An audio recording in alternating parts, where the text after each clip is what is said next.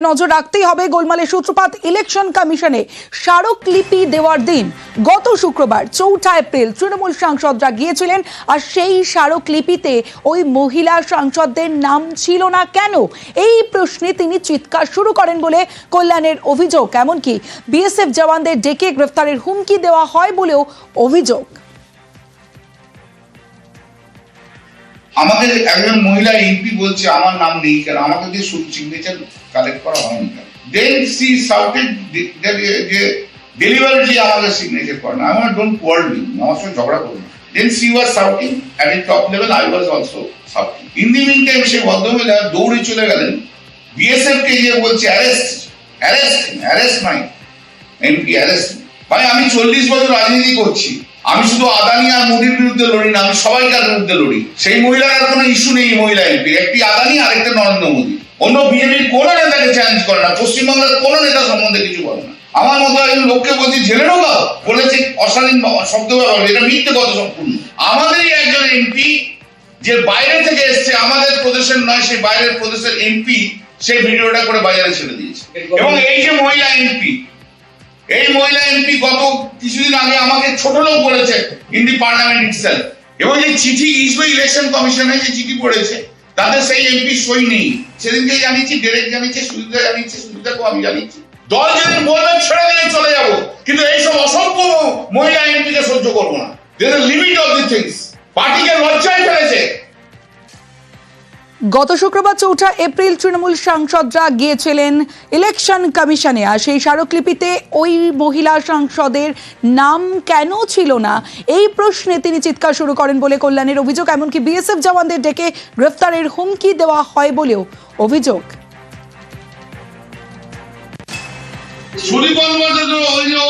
ছিল তার আগে আমি সুজিতাকে ফোন করেছি, সুজিতা বলে না তুমিই বলবে, জিজ্ঞেস করো সুজিতাকে। 8 মাস ধরে আমি খাটছি ভাই, তখন তো একটা লোক আসেনি। কোন সৌগতরায়ের মতো পণ্ডিত তো এসে বলেনি কল্যাণ 4টে পয়েন্ট আছে, বরঞ্চ ব্যঙ্গ করেছিল হাত কেটে গেছে কিনা।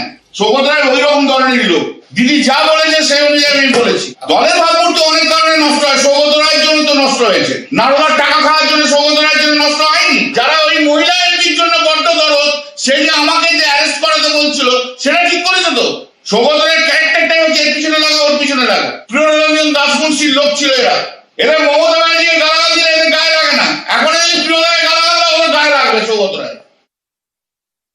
আমি নিশ্চয়ই প্রিয়রঞ্জন দাসমুন্সির ঘনিষ্ঠ ছিলাম, কিন্তু আমি 2001 থেকে একটা না, আমি মমতা ব্যানার্জির পার্টিতে রয়েছি। এবং তার আগে যখন মমতা ব্যানার্জি কংগ্রেসে ছিলেন 93-এর 21শে জুলাই কল্যাণকে কোথাও দেখিনি। আমি কিন্তু পার্টির সঙ্গে ছিলাম। আমার কল্যাণের থেকে সার্টিফিকেট নেবার দরকার নেই। দুর্মুখ অনিয়ন্ত্রিত একজন মানুষ হিসেবে কল্যাণের মধ্যেই একটা সুনাম অর্জন করেছে। কিন্তু আমি মনে করি কল্যাণকে সরিয়ে দেওয়া উচিত চিফ হুইপ থেকে।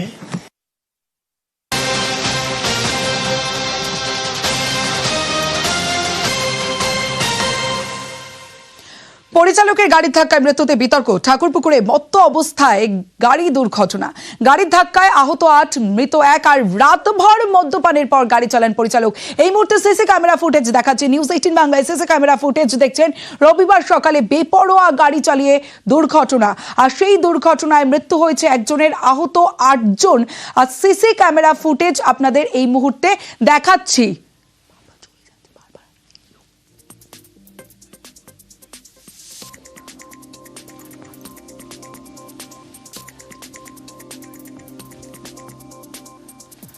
পরিচালকের গাড়ির ধাক্কায় মৃত্যুতে বিতর্ক। ঠাকুরপুকুরে মত্ত অবস্থায় গাড়ি দুর্ঘটনা, গাড়ির ধাক্কায় আহত 8 জন, মৃত 1।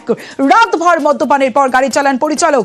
রবিবার সকালে বেপরোয়া গাড়ি চালিয়ে দুর্ঘটনা, পরপর গাড়িতে ধাক্কা পরিচালকের। দুর্ঘটনার সময় গাড়িতে আরো 3 জন, গাড়িতে থাকা সকলেই মত্ত ছিলেন দাবি প্রত্যক্ষদর্শীদের। সেই ছবি আপনাদের দেখাচ্ছি।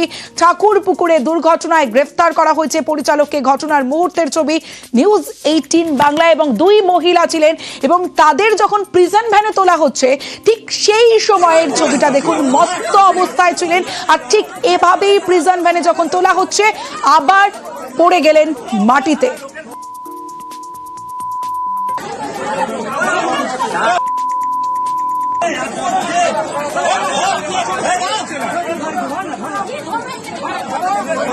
এই ঘটনায় একজনের মৃত্যু হয়েছে, আহত 8 জন এবং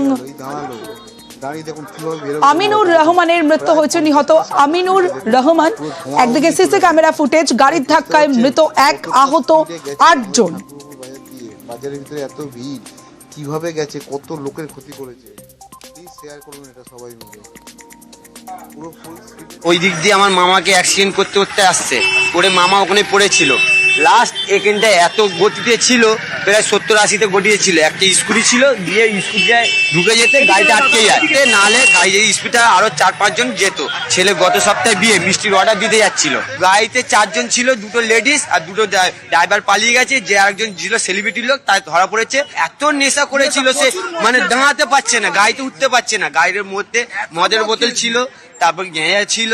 মানে সেলিব্রিটি লোক বলে কি মানুষের কোনো দাম নেই, মানে আমরা গরিবের প্রায় 13 জনের মতো মেরেছে। হ্যাঁ, এবার আমার মামা যে চলে গেল, আমার মামাকে আর ফেরত পাবো না। পুলিশ বলছে আপনারা পয়সা দিয়ে মিউচুয়াল করে নি। হ্যাঁ। পরিচালকের গাড়ির ধাক্কায় মৃত্যুতে বিতর্ক, এবং সে সময় গাড়িতে 3 জন মহিলা ছিলেন, যার মধ্যে একজন পালিয়ে গিয়েছিলেন, এমনটাও আমরা জানতে পারছি। এবং আমরা কথা বলেছিলাম, শোনাবো প্রতিক্রিয়া তার। আমি মানসিকভাবে এখন আমি কি জানি না আমি কি বলবো। আমি খুব সরি যে এই ঘটনাটার জন্য, এটুকুই বলতে চাই। যে ছবি আপনাদের দেখাচ্ছে সিসি ক্যামেরা ফুটেজ, পরিচালকের গাড়ির ধাক্কায় মৃত্যুতে বিতর্ক। এবং দেখুন কিভাবে গাড়ি নিয়ে যখন যান, কিভাবে একের পর এক গাড়িতে ধাক্কা। যে ঘটনায় যেমনটা প্রত্যক্ষদর্শীরা জানাচ্ছেন যে 12-13 জনকে ধাক্কা মেরেছেন, তার মধ্যে 8 জন আহত এবং একজনের মৃত্যু হয়েছে। ইতিমধ্যেই গ্রেফতার করা হয়েছে ধৃত পরিচালক সিদ্ধান্ত দাসকে। আমি আর আমার বন্ধু বাইকে করে একটু আগে যাচ্ছিলাম, মিষ্টির দোকান পর্যন্ত যাব। দেখছি গাড়িটা প্রথম একজনকে মারলো, আরেকজনকে মারলো, মেরে এত স্পিডে এসে আমার বাইকে মেরেছে। আমি বাইকে মারতে আমি তখন উল্টে পড়ে যাই। তারপরে আমার আর কোনো জ্ঞান নেই। আর আমার বন্ধু আমার পাশে দাঁড়িয়েছিল। ব্রেক ফেল করে অ্যাক্সিডেন্ট হয়েছে, আপনি কি বলবেন? না, ব্রেক ফেল হয়নি, এটুকু আমি 100% আপনাদের বলতে পারি। কারণ গাড়িটা ও ব্রেক মেরে দাঁড়িয়েছিল, তারপরে স্পিডে বার হয়েছে, সেটা সেই পর্যন্ত আমি দেখেছি। এবং একবার এদিকে করছে, একবার ওদিকে করছে।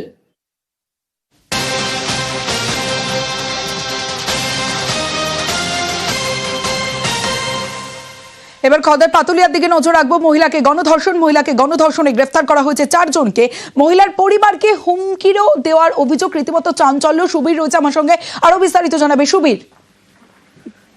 হ্যাঁ দেখো, খড়দহ পাতুলিয়া গ্রাম পঞ্চায়েতের অন্তর্গত ডাঙ্গাডিংলা এলাকা, এবং সেই জায়গাতেই কিন্তু একজন মহিলাকে তুলে নিয়ে গিয়ে পার্শ্ববর্তী আমবাগানে নিয়ে গিয়ে এলাকারই 4 জন যুবক তারা কিন্তু গণধর্ষণ করে। এবং সেই ঘটনায় 4 জনকে প্রথমে রণথানা পুলিশ 2 জনকে অভিযোগের ভিত্তিতে গ্রেপ্তার করে, এবং তারপরে আবার যে 2 জন ছিল সে এবং তার সাথীরা কিন্তু আগ্নেয়াস্ত্র নিয়ে তাদেরকে হুমকি দেয় বলে অভিযোগ। এবং তারপরে কিন্তু সেই অভিযোগের ভিত্তিতে কিন্তু আবার গতকাল গভীর রাতে এই বাদবাকি যে 2 জন রয়েছে যারা পলাতক ছিলেন তাদেরকে কিন্তু গ্রেফতার করা হয়েছে। অভিযুক্ত 4 জনকে পুলিশ গ্রেফতার করেছে এবং আজকে তাদের বারাকপুর আদালতে পাঠানো হয়েছে। এবং এলাকার মানুষ যারা রয়েছেন তারা কিন্তু প্রত্যেকেই চাইছেন যারা এই দোষী, অর্থাৎ এই যে ঘটনা যারা ঘটিয়েছেন সেই চরম শাস্তির দাবি জানাচ্ছেন এলাকার পঞ্চায়েত সদস্য থেকে শুরু করে এলাকার বাসিন্দারা। বেশ সুবীর। 4 জন মিলে আসে, এসে আমাকে চারপাশ দিয়ে ঘিরে ধরে। আমার সঙ্গে যে ছিল তাকে অনেক মারধর করে ওকে তাড়িয়ে দেয়। আমার ঘরে 2টো মেয়ে আছে, মেয়ে 2টোকে আমাদের কাছে দাও। তাই আমি বলছি না, আমার মেয়ে 2টোকে তোমাদের কাছে আমি দেবো না করার পর তারপরে 4 জনে মিলে আমাকে একটা জঙ্গল আছে, জঙ্গলের দিকে নিয়ে গিয়ে হুমকি দিয়ে যায়, যদি তুই থানায় যাস বা কোনো জায়গায় যাস তাহলে তোর ছোট বাচ্চাটা আছে, ছেলেটা আছে, ওদের মেরে দেবো, ওদের নিয়ে যাবো। নক্কারজনক ঘটনা। এই ঘটনাটা যেখানে যেভাবেই ঘটুক না কেন এটা কাম্য নয়। আমি এটা চাই প্রশাসনের পক্ষ থেকে কঠোর থেকে কঠোরতম শাস্তির আমি দাবি জানাচ্ছি।